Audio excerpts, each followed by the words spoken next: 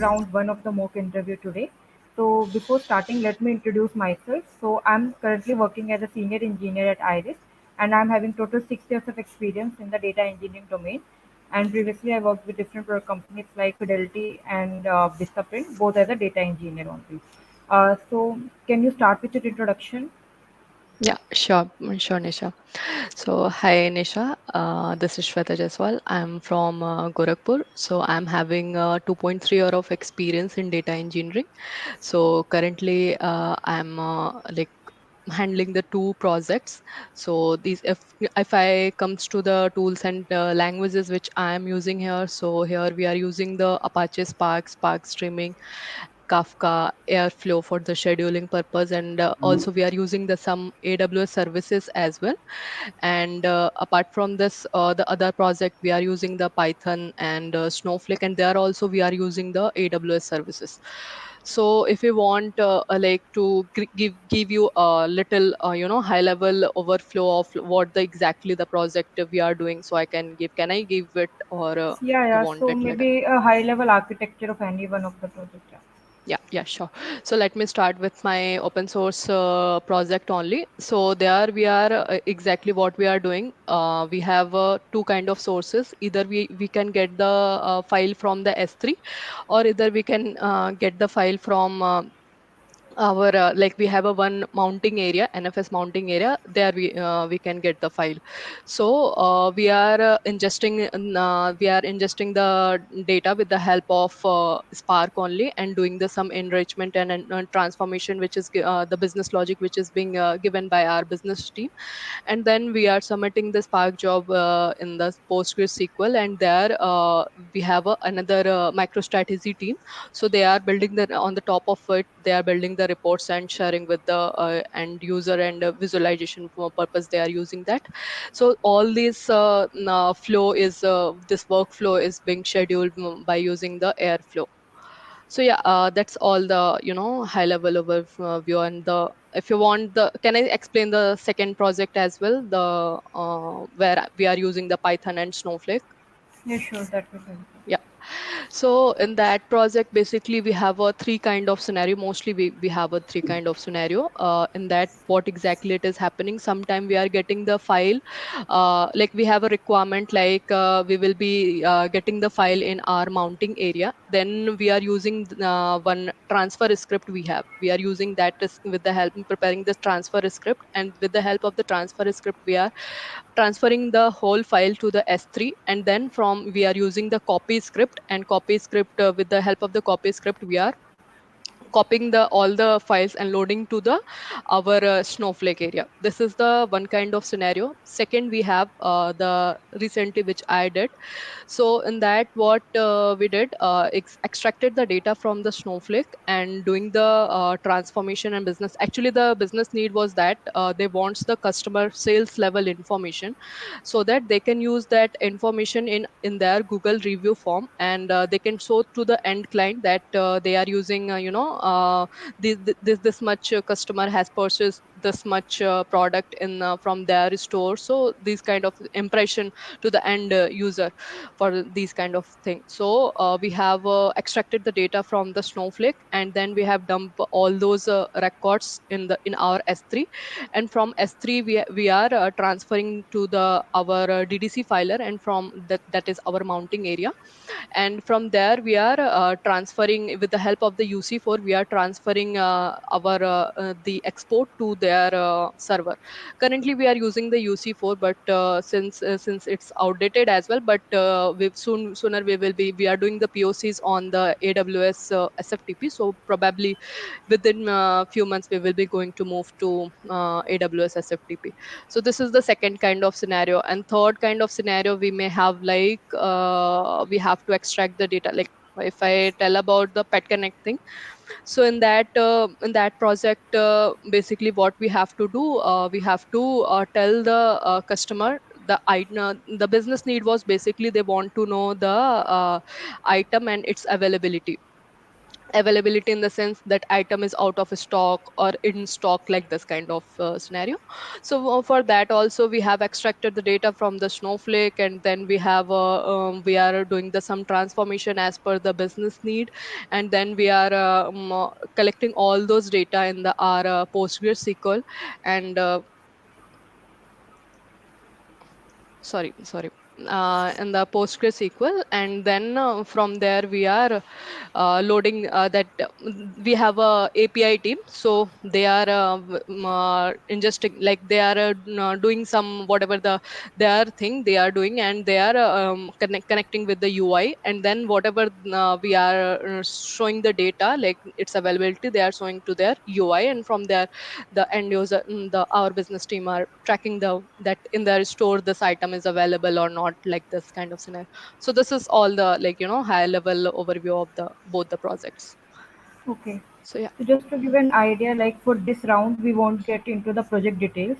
So we will Mhm. cover like SQL, Spark questions, and maybe if the time permits, we will ask some cloud computing questions and maybe the Python questions at the end. So, Sure. we won't get into much details into like project related questions. So now, like Mhm. my first question to you is related to like you are using Airflow for scheduling your data pipelines, right? So like what is DAG in Airflow? DAG is basically if the let me start with DAG is basically a direct acyclic graph. Okay, so it basically tells the dependencies of the task. What I mean to say task, that means that this, what to say, this process will be going to happen in this particular task. So this, it will tells you after this task this will be going to happen, this task, like this basically it tells you the process of, like, after which task which will be going to happen. And also in DAG we have the we have a multiple components of the DAG as well. Like we have a scheduler, we are with the in DAG itself we are scheduling the our job, that at this particular time our job will get executed, like this kind of scenario. For each DAG we are giving the DAG ID. So this is all the DAG. So It can DAG, comprises of stages and yeah, task as well. yeah. So can DAG have a cycle? No, that's why it is direct acyclic graph. Yeah, and why it cannot have a cycle? Like, I think if it will be having cycle, then we cannot reach to, again it will come to same thing. So that's why we are infinite. saying it's a, yep. Yeah. That's why it's So how acyclic. to specify database connections and other kind of connections in Airflow? For that, we are having the Postgres operator something we have. So with that only, we are connecting the Postgres to our. We have a DB connector in our Airflow. So with DB and it, we can say. So with Okay. the whenever we are initializing that thing, so that means we are initializing our database. So how you are handling like alerting in your DAG pipeline? So suppose We any of have the a task fails, yeah. Yep. We have a email alert message. Like it is a, you can say it's a operator kind of in DAC. So whenever we are it's Boolean kind of, whenever you are defining your DAG in the above itself, you can define it that email alert is true. That means whenever your job will get filled, then it will automatically trigger a message. Like accordingly, we have to define in our operator that to this sender what the message you have to give, and what is the body of that. All thing you have to mention in that thing. So with this, whenever your job will get filled, then it will trigger a message to whatever the email ID which you have shared with them. Okay. So do you also know like what is clear state in Airflow DAG? So suppose you are running your pipeline and it fails in any of the mid of the task, right? And now you wanted to rerun that particular task again. So have you used clear state or something in Airflow? No, that I haven't used gone through that No cleared worries. state you are saying. Yes, yes. No. Okay. So are you also using Airflow to connect with AWS, right? No, So, we are not using that with AWS. so which particular operators are you using in your Airflow pipeline? Yeah. Spark. Spark, we are using the Spark submitter because for we are all the Spark job we are scheduling with the help of the Airflow only. So we are whatever the jar we are making, that we are collecting, we are using the app in application, we are submitting all those jar in the our uh, DAG. So with that only But we are running. where is that Spark job running right now? In which cluster? Spark job is running. You mean to say? Can you please come again with your question? Which your service you are using of AWS to run your Spark job, or is that on-premise clusters you are It's using? on premise only. We're not using the AWS right On-premise. now. Okay. So are not you using Airflow to trigger the Spark job in Spark cluster, right? Yeah, we are using the Airflow only to trigger the job. So you must be connecting your Airflow pipeline with Spark, right? Yes, correct. Okay, that I was asking. Yeah. So let's move to the SQL questions. Yeah. So suppose Hmm. what is the difference in delete and drop in SQL? The basic difference between delete and drop, like in delete we are just a second. In delete we are uh, deleting all the structure. Like whenever we are deleting all the structure from the table, and we cannot roll back it. No, I think I'm reversing it. In the drop, whenever we are dropping any table, in that case we are dropping whole the table, and we cannot roll back it. We can roll back it, sorry, we can roll back it. But in case of delete, whenever we are deleting, that means we are deleting whole record. And also we are saying we are deleting the structure, but here we cannot roll back it. This is what the difference between delete and drop. Okay. What is primary key in any data in any database table or something? Primary key is basically you are saying, whenever you are saying the primary key, that means that key is only available, like you do not have any duplicates of that key.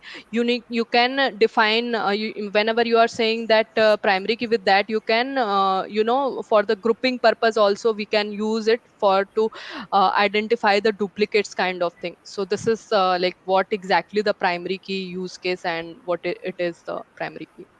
So can primary key can compose of two or more columns from your table, or it should be a single No, column only? generally, primary key is a single column only. But most of the time, whenever for the our use case purposes, we can combine two or more column. But most of primary key is the single column only. So have you implemented index as well in your tables? Yes. We have implemented the index. So what are indexes and what is the performance benefit they are provided to you? Indexes are basically we are using whenever we have to we have to retrieve the data fast. And in that case we need to use the indexing. We have to do the indexing on the column level. So we are basically, I did the indexing like for one of my project on one of my table. So there I have you did the clustered index. What exactly the clustered index, how we have choose, whenever we are seeing the cardinality is having high value, then in that case we have to keep that column as a clustered. And then with that, basically we have to, as per our use case, we have to see that this column, like if suppose we have a xyz table, and in the xyz table we have a day id column, and we see that at most of the places we are going to filter with the help of the x day id only. So we have to do the clustering on the basis of the day id. So that is what the cluster indexing we mean to say. And this is it helps us to basically retrieve the data, helps to give the it also helps in performance wise also. It helps us to for the for better performance also, we are using the indexing and all. So will creating the index take storage as well? Yeah, for the it is taking the storage. Like if you talk about the clustered and non-clustered index, there it is taking the storage. That's why it is little bit slow as compared to our clustered index. Okay. So I am giving you one sequel in the chat. So this is table Mm-hmm. one. It is having a column A as 1, 1, 1, 2, 3, null, null, right? Then we have table B with 1, 2, 2, and null. Mm-hmm. So you have to just tell me like what should be the number of records if we do inner join, left join, right join, and outer join. Okay. And can you share your screen as well? Yeah, yeah, let me share my screen. So Shweta, this is the first problem statement, and I have also emailed you the other problem statement for the day because the formatting issue is there in the chat. So can you try Mm-hmm. solving this first problem? So the problem statement is you have been given two different tables, and this is the column value like 1 1 1 2 3 and two nulls are there. So you have to basically find the number of records which will be there if you do the inner join, left outer join, right outer join, and full outer join. So you need to tell me like what would be the number of records in the final output tables. So is the problem Okay. statement clear to you? Yeah, Nisha. Okay. Let me try it. And okay. So for the energy, actually for the one, three for you and three from here, six and six, seven, eight, nine.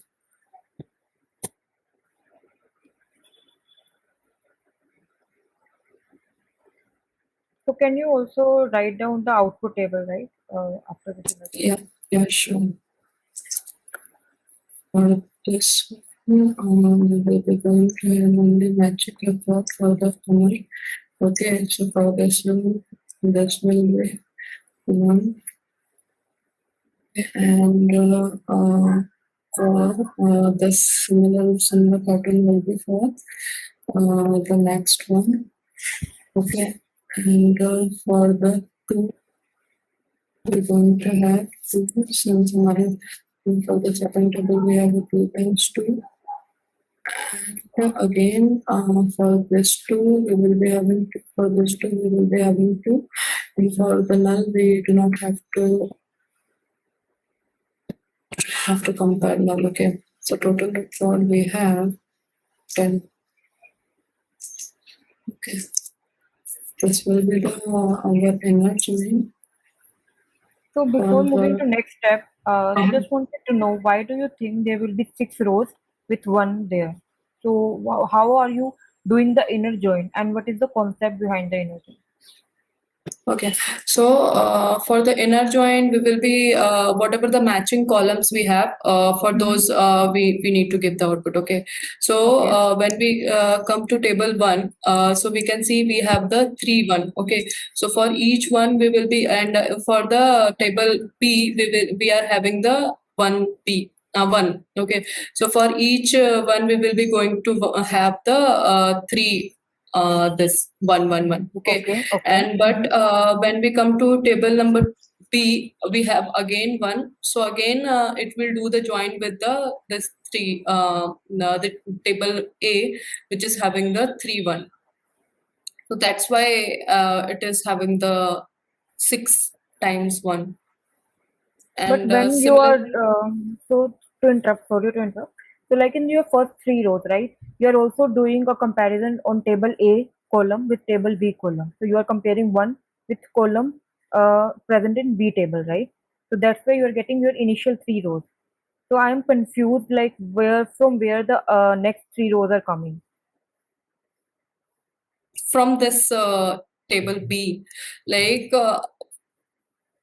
currently we did the join with this means ki, starting we are doing like suppose we are at this, both the table are at in front, Mm-hmm, like mm-hmm. this is here and table B is here. Okay, so firstly it will check for the table A, like table A whatever the matching column we have. So for the one we have we are getting the 3, and for the when we come to a table B, it is having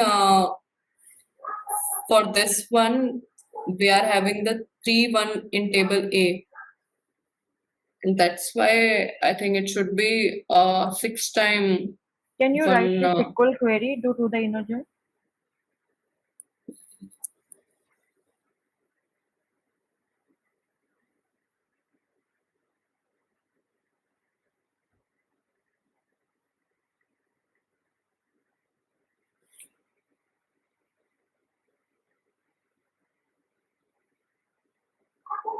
Consider the column as ID.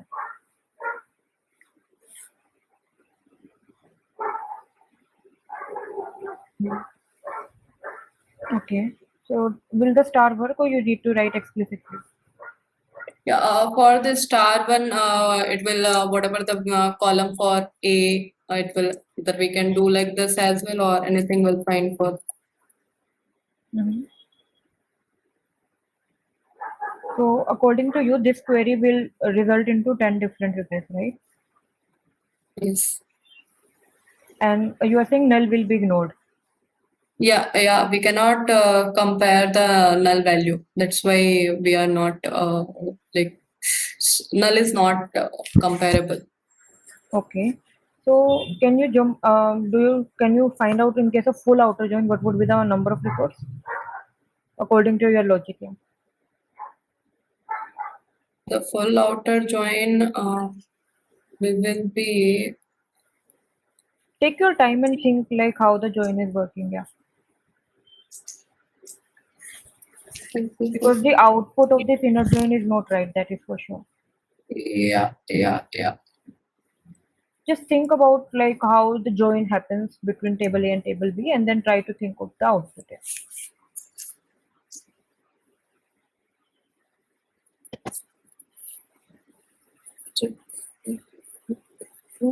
Okay. So in this case, we table B. Okay. So it will combine with one and okay. So it get merged. And two, it will get merged to.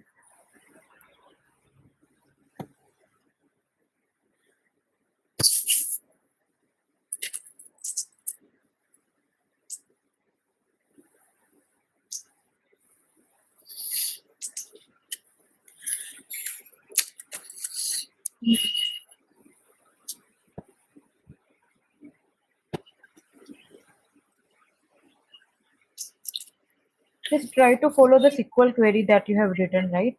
And then try to do row by row comparison. Like if you are doing inner join, right? And comparing ID with ID. To take one row from table A and then try to think what would be the output. Maybe that helps you. Okay.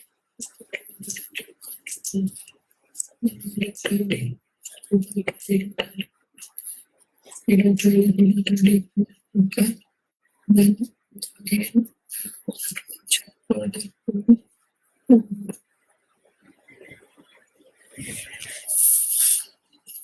Okay.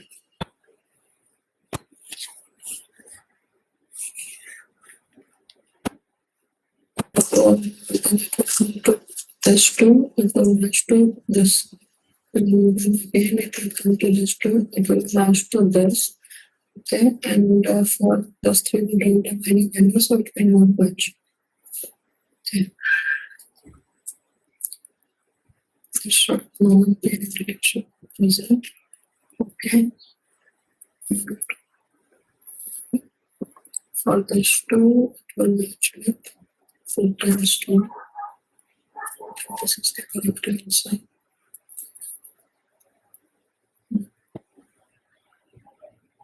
So what would be the final output in inner join as per you? It will be 5. Okay. So just tell me the number of records in the full outer join and then we will move to the next problem. For the full outer join, we will be going to have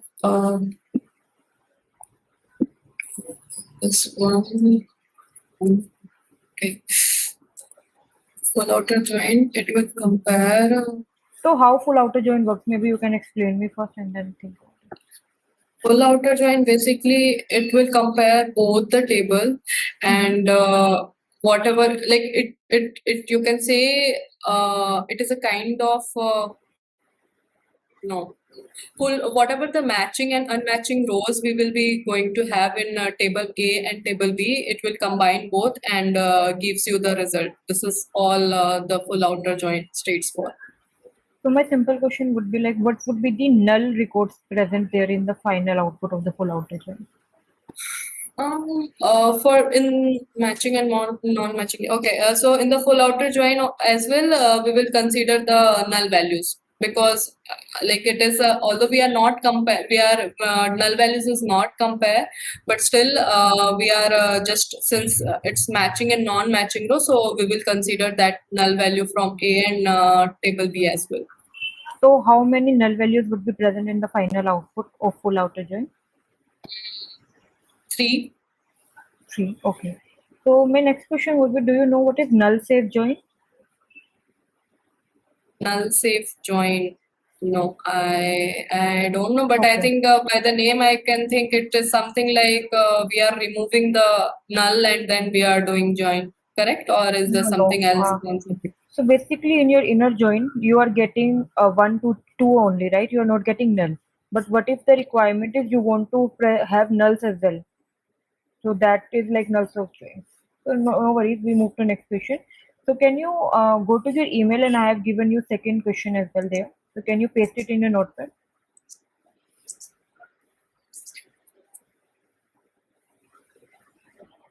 Yeah, the one.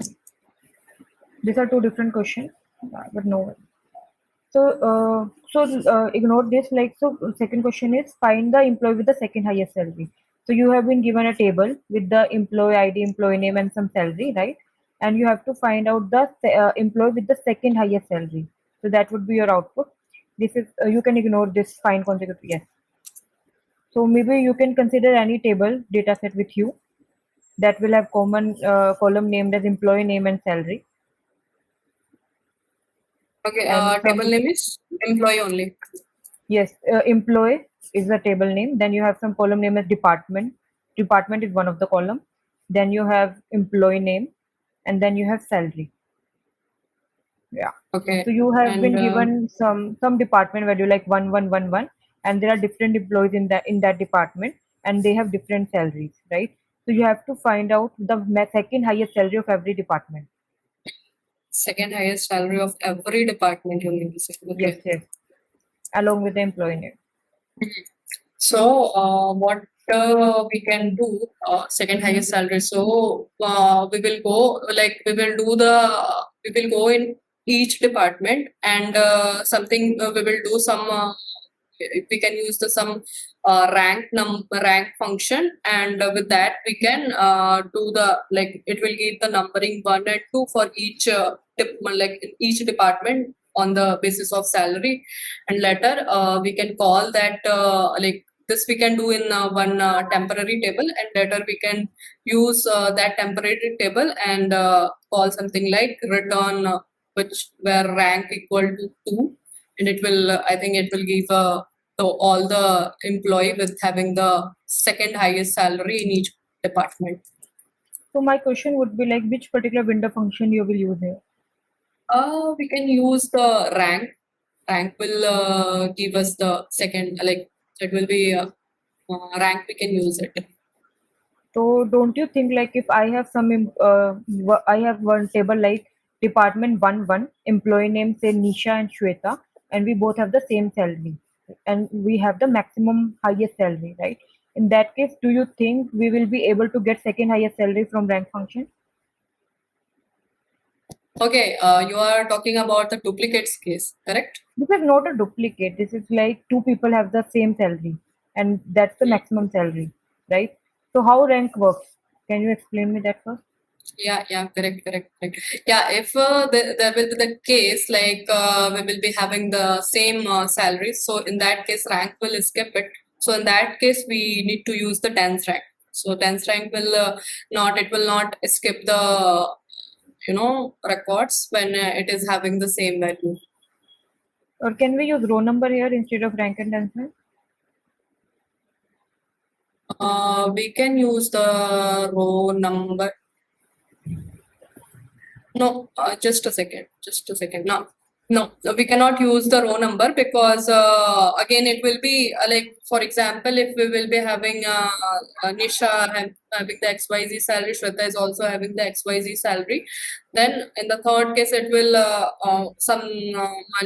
just imagine ABC's person having XYZ double dash salary, so it will not give that. It will consider as 3 in that case if we will be going to use the row number. So you also mentioned in your approach about the temporary table, so right? So what is temporary table and what benefit they have over subqueries?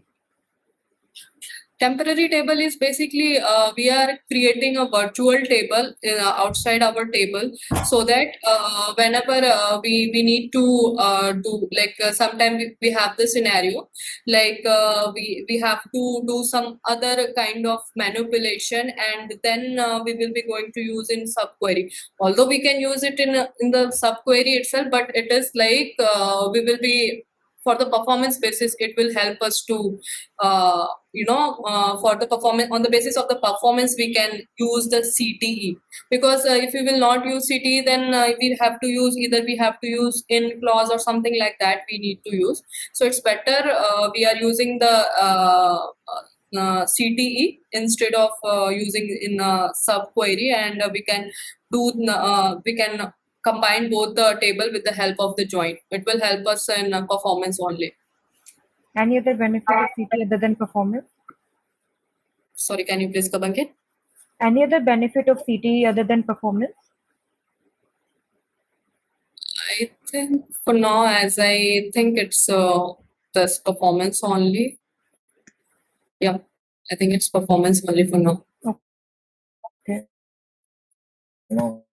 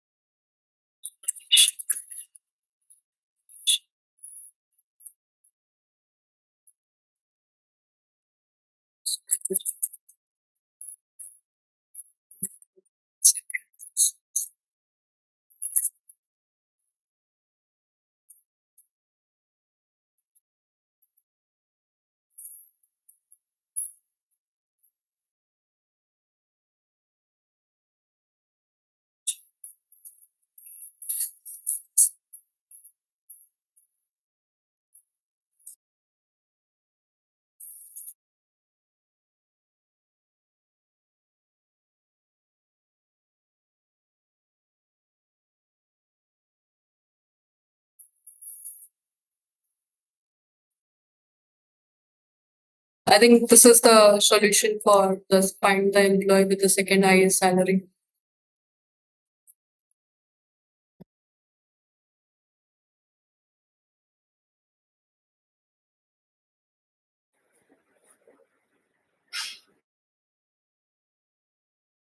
You can hear me? Yeah, I can hear you. Hello. Yeah, Nisha, you are audible. So let's move to some. Okay. Okay. So let's move to some cloud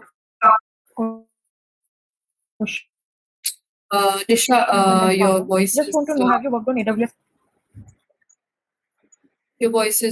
breaking. Nisha. Is it better now or same? Yeah, now I can hear you. Okay. So I'm asking, like, have you worked on AWS Lambda functions as well? No, I haven't worked on Lambda function. Okay. On EMR or AWS Glue? services? Yeah, for the AWS Glue, I have the idea on it, like little bit, 100% sure. Okay, no worries. Have you worked on S3 buckets for storage location? Yes, yes, yes. Okay, so do you know what is life cycle policies in S3? Yeah, it's for 1 year we have the like for the 12 months we have durability. Although we can extend it as per our need. It's not fixed. We can extend that thing. Okay. So what is access S3 bucket policies if you are aware? What is the S3 bucket? S3 bucket policies. S3, okay. S3 bucket policy, basically, like the bucket name should be unique and it should be on small letter. It's all bucketing I know about. Apart from that, yeah, I think that's it. And also, like whenever we have to integrate S3 with some other, then we need to create some policy as well. Like to like if for example, if we will be going to IAM policy, we need to create. If for example, if we have to integrate S3 with Redshift or some other services, then we need to create a policy on the basis of that. Okay. So let's move to some Spark questions as well. So can you explain like what is narrow and what is wide transformations in Spark? Yeah, sure. So, narrow transformation is basically like whenever we are not doing, we are not touching the disk. Like what I mean to say is that there is a no involvement of suffling. Directly, we are getting the output and we are producing the result. So this is all we mean to say the narrow transformation.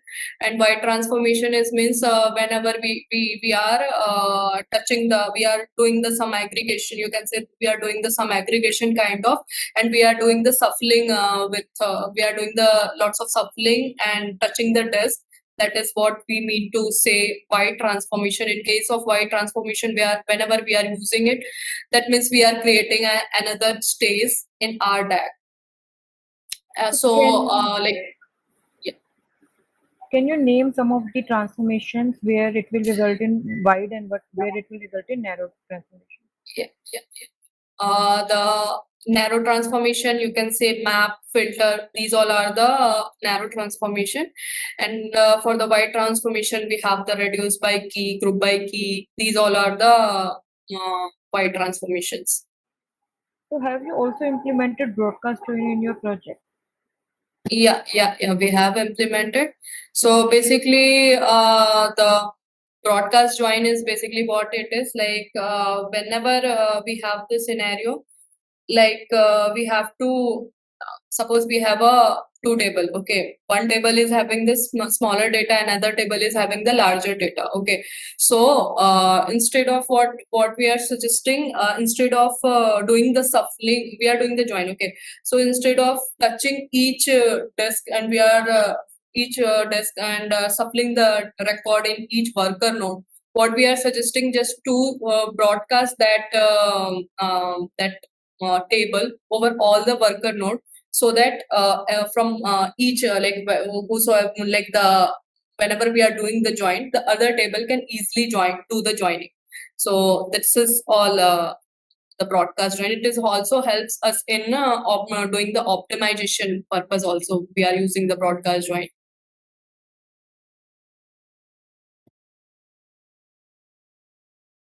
Hello, So is there any hello. hard limit on in the Spark side, like up to which you cannot increase the broadcast size? Like Yeah, it is having. We have some MB. I guess 10 MB. We have limit like if I have a 10. table say of 2 GB, right?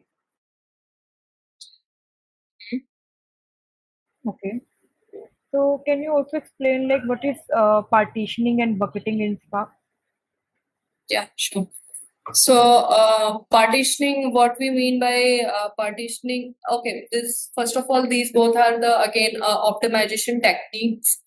So, what is partitioning? Partitioning, that means we are creating a, in simple word, if I would say, then we are creating the folder of each group. And which helps like whenever we have to do join, whenever we have to fetch the record, so it directly head to the that folder and directly gives the result. So this is the, and basically whenever we have a low whenever we have a like value which is having the low cardinality, in that case we have to use the partitioning. What I mean to say low cardinality, that means the uniqueness is there is a no, like, grouping kind of thing where we do not have the much distinct value. So in that case, we have to use the partitioning. And what is bucketing? Bucketing is basically whenever we have the high cardinality value, that means we have a 1 2 3 something like this kind of scenario, then we are using the bucketing properties. This is also another kind of the optimization technique. So can we use partitioning and bucketing together while writing data frame to any storage location? Yeah, we can. Okay, and on which factor we determine the partition column? Like which column to consider for partition by? Yeah, that's what whenever we have the we can see that for particular column we have a multiple like grouping. We can see the grouping, like for example, uh, there is a sum department column, okay, and we know that for most of the people having the same department, so in that case we have to do the partitioning on the basis of the department. So do you know what is serialization and deserialization in Spark? Yeah, serialization, serialization is basically whenever we are using, we are from the original code we are converting to different byte format so that we can easily transfer it to over the network. So this is known as the serialization, and it is little bit costly because we are converting to another format, okay. And deserialization is basically whenever we are using the same format, like we are not converting it. So this is the deserialization. Okay, so next question will be: do you face any small file issues problem in your Spark code, and how you solve it? What like issue can you please like Yeah, what sure. exactly? Small file issues. Small file issue. Yeah, I didn't come across with this like small file issue exactly. You mean to say? Can you please explain this? What exactly small file issue you mean to say? So there can be different scenarios. So suppose you are reading your data from one of these S3 bucket, right? And you have many number of small files, say KBs or maybe small files there, and now you're trying to read those from the Spark job, those small files. So what kind of issues can happen from there? Okay. Yeah, so in that case, we can have like multiple, if in that case, we can have a multiple partition if we will be going to have the small file issue. So I think we need to combine all those, like if there is a some way we have to aggregate all those records in in whatever manner we can do. So I think with this we can come across with that small file issue. Okay. So next question would be: suppose if you have on your S3 bucket one file that is compressed and having the size 3 GB, right? And now you want to read from your Spark job that particular file. So how many number of partitions will get created in Spark? 3 GB, 3 GB. Okay, so partition will be basically 3 GB into 1024 divided by our block size 128. So whatever the value will come, that will be the our partition number. But here the file is compressed. So will it again do the same logic?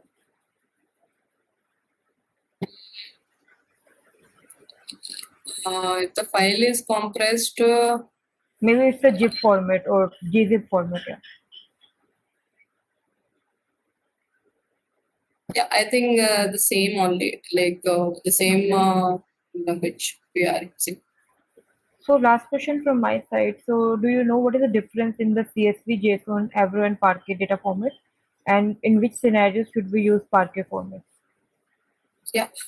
So, first, Parquet is basically a columnar based file format. So, what exactly in this? Like, we are having in the if I come to its body structure, its structure. So, in the starting, we have a header and its name like Park one or something, whatever the number it is, and then in the but in mid part it's having the row content, and in the bottom we have the metadata and encoding. So metadata is basically it tells you the all the the column, since it's a columnar based, so it will tells the whatever the columns you have, whatever its min or max value, all the information related to your column it will shows you. So most of the cases like Apache in Spark is best suited for the Spark file format, because it is also good in for the predicate pushed on. We are using this and help us to fetch the to do the. It is also helps us in optimization purpose. Also, it helps us in doing the records, fetching the records easily, and doing the computation faster as compared to other file format. And the next third other format was your Avro. Avro is also basically it's a row based file format, and in this it's we don't know, it is not supportable for the predicate pushed on. But if in case if we have to use the predicate pushed on, so we have to, with the help of the query engine, we can use that thing. Third question was your uh, CSV, yeah. So CSV was it is actually a tabular file format. So it is a normal, like it's a comma separated file. And this also it is not supportable for the predicate pushed on. For this also we have to use the with the help of the query engine we can use that thing. So is CSV also splittable? Sorry. Is CSV files also splittable across different partitions? Yes, we can. Okay, okay. So I think I'm done from my side. So thank you so much, Shweta, for taking out time for this interview. Yeah. Yeah, Do you have any thank you so much. questions? Anything? No, as of now Okay. there is no question. Thanks Thank a you. lot. Yeah. Thank you. Yeah, Bye. thank